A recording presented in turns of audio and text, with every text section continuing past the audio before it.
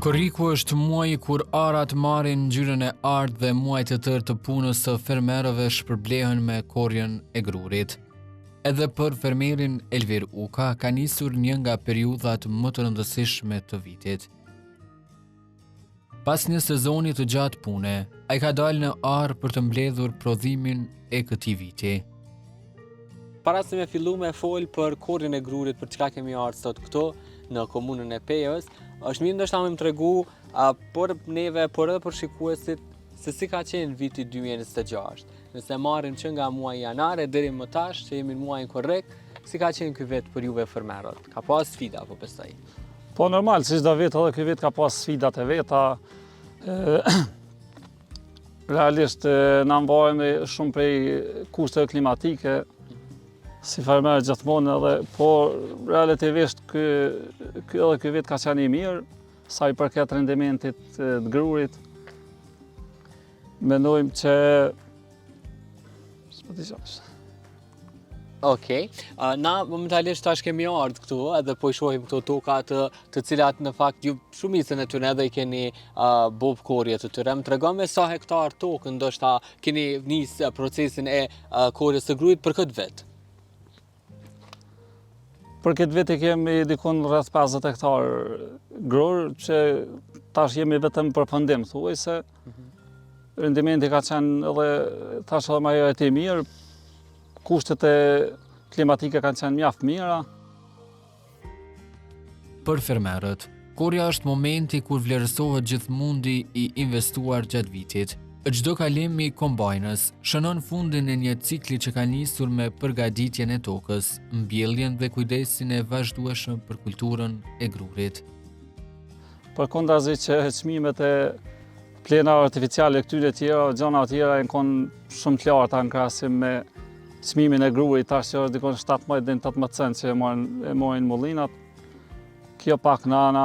Sa ka ndikim, pikërisht këtu dua të ndalim, sa ndikon ndoshta rritja e çmimit në këtë rast tek ju si bojk, edhe në përpunimin e tokës, por edhe në procesin e korrjes së grurit në këtë rast? Po të ne çmimi ndikon shumë, se 1 cent ose 2 të na mjaftojnë, se kem sasi të mëdha. Ne gjithmonë luftojmë për me pas rendiment më të madh, për shkak që çmimi është i ulët, ndërsa kur të ki mesatarin e mirë, atëherë edhe me çmim mundesh pak a shumë mja dal. Kur dilni me bo korrjen e grurit, nga çfarë ore fillon edhe deri në çfarë ore mund të i mbeteni në ara jashtë? Domethënë sa mund zgjas procesi për brenda një dite, sepse kjo nuk përfundon për një ditë, po ndoshta çfarë orari të punës ditore kryeni ju si bojk? Zakonisht ja fillojmë dikun ka ora 10 deri në 11, po varet edhe deri në mbrëmjen sa ora nëse nuk ka lagështi.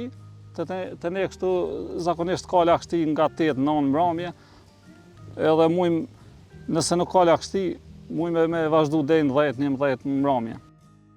Megjithatë, sipas Elvirit, buqësia po bëhet çdo vit e më sfiduese. Rritja e kosteve dhe vështirësitë e shumta po e bëjnë punën në tokë gjithnjë e më të rëndë.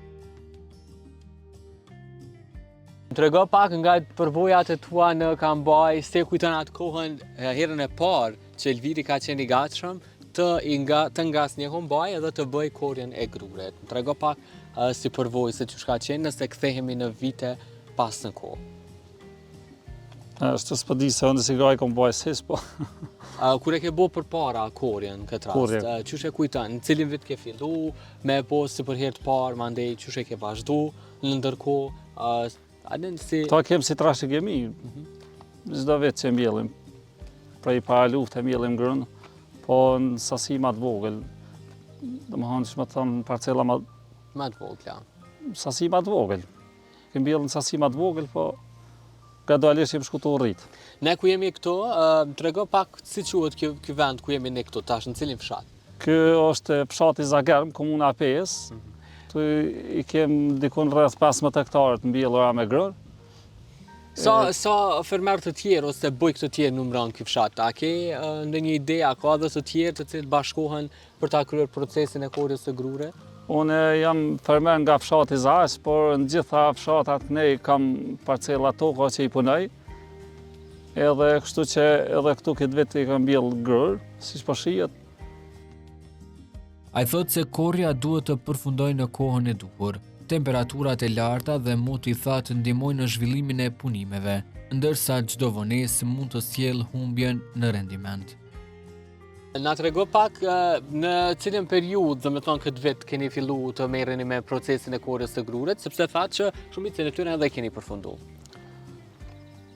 Ne ja kemi nisë dikun me 7 korrek.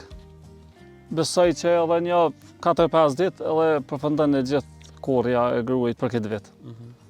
Sa luan rol pastaj edhe klima, moti, pse kur kemi bisedu bashkë në telefon, nga hera e fundit më ke thënë që në momentin që ka rreshje të shiut, neve na pengon pak procesin. Pse? Çka ndikon shiu ndoshta në procesin e korrjes së grurit? Po, rreshjet e shiut normal ndikojnë, nuk mujnë me korr. Kur ka rreshje të shiut, do të më ndalu.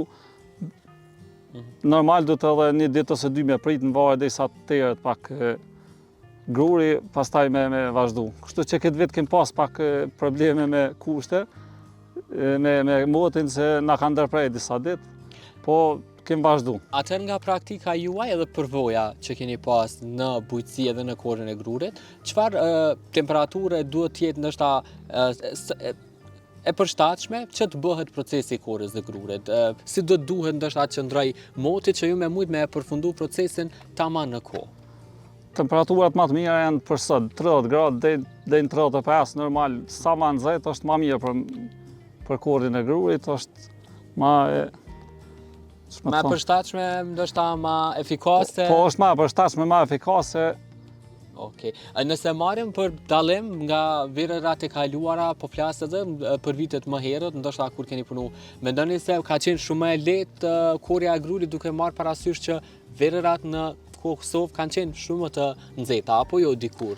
Qysh e krahason atë? Sa i përket korrë, në vitin e kaluar kem pas shumë më lehtë se nuk ka pas tresh në asnjë ditë. Nuk na ka ndërprer asnjë ditë korrjen. Këtë vit kem pas ndërprerje ndoshta mos them një 4-5 ditë ose një javë. Se pastaj çdo ndërprerje çka mund të shkaktoj te kjo? Përveç vonesa, çka tjetër mund të dëmtoj në këtë rast? Po kur ka rreshje dëmton edhe grurin si ç'më thon. Përbër si produkt? Po kur ka treshura edhe grurin si produkt e dëmton shiu tash në kohën e pjekjes. Përveç punës në ara, Elvir Uka merret edhe me blegtori. Ai drejton një fermë me lopë, ku puna vazhdon çdo ditë, pa ndërprerje. Përveç saj, më tregove që ju jeni edhe fermer edhe keni edhe një fermë me lopë qumshtore. Po.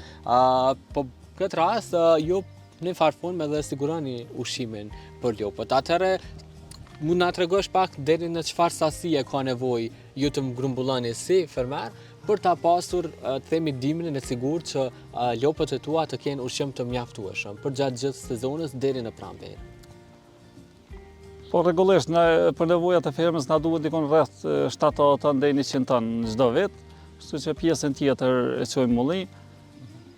Edhe dikon rreth 100 deri 150 tona, 200 tona i shesim. Mulli. Me çfarë çmimi thatë, do të thonë shkon shitja e tyre në mulli? 18 cent, 17-18 cent. 18 cent. Por nëse e bëjmë në një kalkulim ose mesatare, sa arrin me i nxjerr brenda muajit në fund ose në fund të vitit nga kjo veprimtari që e bën? Po kjo veprimtari më shumë neve na konvenon që i ndrojmë kulturat bujqësore, domethënë një vit e mbjellim grur, një vit misër. Edhe për ata edhe me pas rendimentin më për shkak që me pas edhe rendimentin më të mirë, po edhe cilësinë më të mirë. Po nëpërmjet grurit dhe misrit, cili është më i përshtatshëm dhe më efikas për juve si fermer ta mbellni, nëse e bëjmë dallimin dhe pse është më efikas njëri se tjetri? Po gruri është më i lehtë me krahasim me misrin, po misri neve na hin punë më shumë për shkak që e kem fermën. Për fermën. Po pse është më e lehtë gruri? Në çfarë aspekti është më e lehtë? Ndryshon proces apo çka e bën më të lehtë? Po jo, gruri kryhet më herët, domethënë dhe nuk ka ujitje, kështu që misri duhet ma shumë me pas ujitje për me pas rendiment ma të mirë. Ne sot nuk jemi tek ferma, sepse je duke punu këtu tek pjesa e tokave, po më the që edhe ke një fermë me lopë. Më trego pak për fermën se qysh është dëshira për me pas një fermë, kur e keni ngrit atë fermë, që sa kohë, edhe pse ke përvendos pikërisht me lopë. Ne këtë punë e kemi si trashëgimi, vërtet, edhe kemi trashëgu nga babgjysh, nga gjyshi, prindi, tash e vazhdojmë na edhe kështu me radhë. Sa kreri ke momentalisht të lopëve? Tani kemi dikon komplet, dikon 100 krerë. 70 janë lopë qëmshtur edhe tjerat janë mëshqera për i prodhime, kështu me radhë. Përveç saj, bëni edhe shitjen e tyre, bëni edhe tregun me lopë, apo i mbani të gjitha për nevoja familjare? Jo, i mbani të gjitha për nevoja familjare për fermë. Nuk ka interesim për me e ble lopë, nga të tjetë? Jo. Nuk je tregtar në këtë rast? Jo, nuk jem tregtar. Po ti vetë, me çfarë çmimi po i merr lopët? Po, zakonisht kur i blejmë, me çmim 2.500 deri në 3.000 euro. A kanë ndryshuar dhe çmimet në to? Janë tash sot më të shtrenjta se dikur? Po, në krahasim me vitin kaluar, këtë vit janë shumë më të shtrenjta. Shkurtimisht, juve e thatë që nga lopët qumshtore dhe nxjerrni edhe qumshtin, qoftë për nevoja familjare, qoftë edhe për nevoja të tjera. Po më trego pak kohëve të fundit çka ka ndodhur me juve fermerët edhe qumshtin, në këtë rast, i cili ka dalë të jetë një shqetësim për juve. Po ne primare kem fermën, me fermë të lopëve që merren me prodhim të qumshtit. Këto probleme kanë fillu qysh ma heret, jem mundu me i trajtu përmes fabrikës dhe Ministrisë Bujqësisë. Trego pak për kumbajat edhe mjetet bujqësore, sa është e vështirë ndoshta për me i marrë ato, me çfarë çmimi i keni marrë, sa efikase janë, tregona më shumë. Po na sa i përket makinerive, gjitha i posedojmë me traktora, me kombaja, gjitha që na hin punë i kemi. Ne si fermi i posedojmë. Çfarë çmimi mund të kena ato? Çfarë çmimi posedojmë? Për shembull, njëra prej tyre që do ta shohim pas pak edhe shikus. Çfarë shumë mund të kenë? Pavarësisht kjo kombaj dikon ka kushtuar dikon 45.000 euro. 45.000 euro. Të tjerat? Mjetet të tjera, çka nevojite? Të tjerat variojnë, varet çfarë mjeti. Një traktor pushton 3-40.000, 50.000, 60.000, varet. Dhe krejt në fond, cila është shpresa jote si fermer dhe si bojk në këtë rast për të ardhmen tënde si fermer? Çka mendon me bo në të ardhmen? A mendon me vazhdu me këtë veprimtari? Po na njetë se kemë nalë me këtë veprimtari, se tash ja kemi fillu dhe mendojmë me vazhdu. Krejt në fond, Elver, na tregoj se cilat mbesin ato qëllimet e tua, çka do me bo në të ardhmen? A do me vazhdu me bujqësi, me blegtori, çka mendon?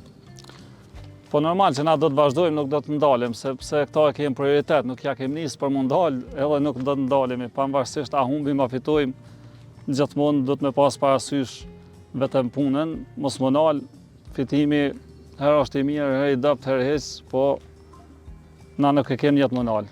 Na po të falenderoj shumë edhe të urojmë një sezon të mbar. Faleminderit shumë. Me sfidave të shumta i thot se nuk heq dorë nga toka, me përkushtim dhe punë të vazhdueshme. Edhe këtë sezon korjeje e përmbyll me shpresën për një vit më të mirë.